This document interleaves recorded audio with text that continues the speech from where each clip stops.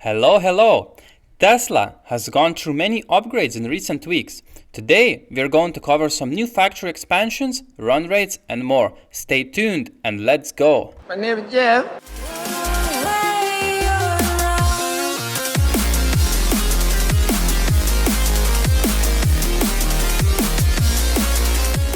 One of the biggest stories at Tesla right now is that the automaker is trying to simultaneously achieve Gigafactory Berlin and Gigafactory Texas ramp-up.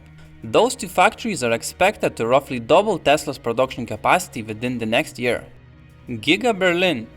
Tesla continues ramp-up at Giga Berlin, plans further expansion, though Tesla did not give any numbers to back up their confidence. Okay.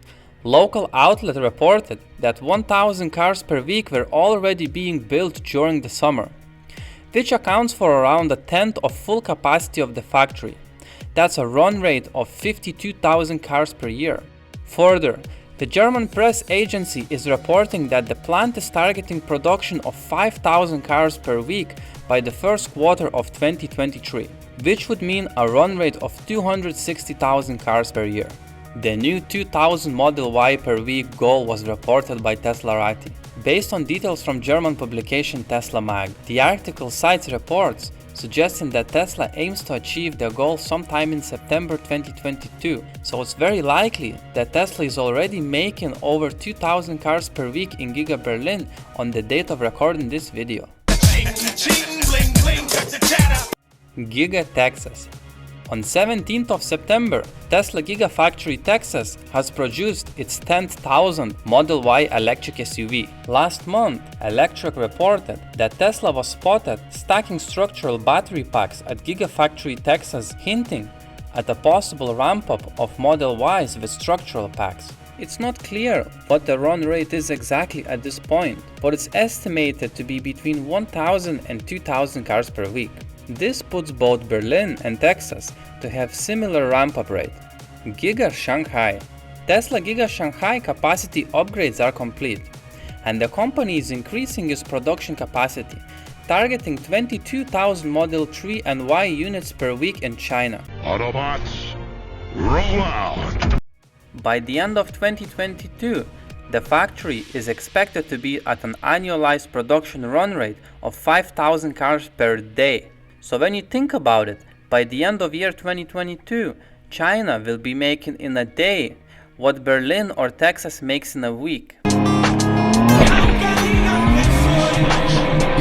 Giga Shanghai is very underestimated in my opinion. It's going to do around 1.8 million cars a year from next year onwards. Factory built quite a while ago is still improving to this day, and it's showing. Tesla Fremont factory.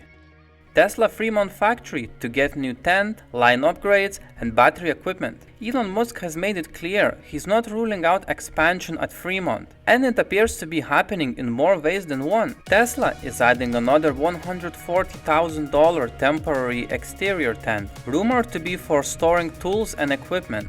They are also planning line upgrades for Model S and X production lines, as well as another $1.5 million production line. In manufacturing equipment world, 1.5 million will not get you much at all. So these are not significant builds, but rather just goes to show that even though the factory is old, former Toyota factory, they still keep optimizing and trying to increase efficiency and production. Giga Nevada. Looks like Giga Nevada has got some new leadership. Gigafactory Nevada produced 283,473 drivetrains during the second quarter of 2022. The new leadership also stated that the factory needs to maintain a steady output of 8,800 high-voltage battery packs per week, just to feed the Fremont factory with packs for vehicle production.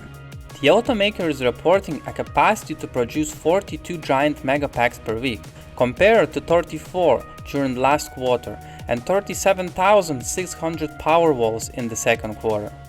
But it is now capable of producing over 6,500 Powerwalls per week, which should put its quarterly output over 70,000 Powerwalls. As Electric noted, 42 megapacks per week is also really good, and that's not accounting for Tesla's new megafactory in California, which should greatly increase Tesla's capacity to produce megapacks. 6,500 Powerwalls per week is also a massive increase in output. I have made a video about Tesla Powerwall and Megapack and how that part of the business is about to explode. You can check card in the corner if you're interested. Anyhow, these production ramps only add to my conviction so far. Another thing to touch on Giga Nevada is that Tesla is reducing its employees' exposure to wildfire smoke during work hours. The factory has upgraded the HVAC filters to MERV 13 and the system is running in recirculation mode. I believe that this is costing the company quite a bit, as these filters aren't cheap and will clog up very quickly.